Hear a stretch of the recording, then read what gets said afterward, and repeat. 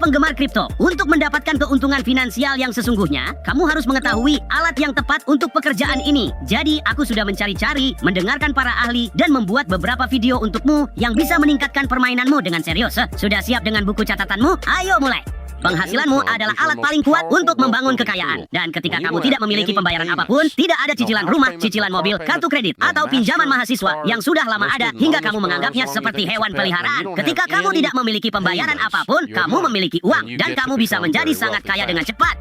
Tidak ada cacat dalam logika di situ. Tapi ya, aku masih mengeluarkan uang untuk banyak hal. Hanya kacang dan keju saja sudah menguras dompetku. Mungkin suatu hari nanti aku akan mencapai level tanpa cicilan yang menyenangkan itu.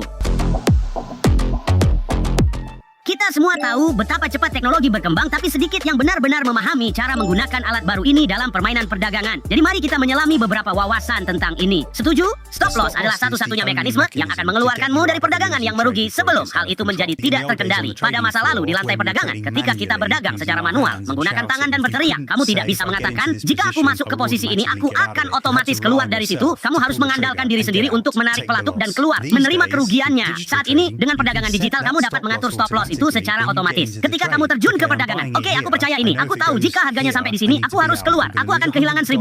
Aku tidak ingin kehilangan lebih dari itu. Kamu dapat melihat itu secara otomatis. Jadi karena kamu bisa melakukannya, kenapa tidak melakukannya? Kenapa kamu mengambil risiko kerugian yang tidak terbatas jika kamu tidak bisa mengendalikan diri? Otomatisasi benar-benar luar biasa. Aku bahkan mendengar beberapa teman berbuluku sedang menggali liang baru secara otomatis. Tapi ingat, ini bukan hanya tentang seberapa canggih alatnya. Ini juga tentang kecerdasan pengguna. Tetaplah cerdas.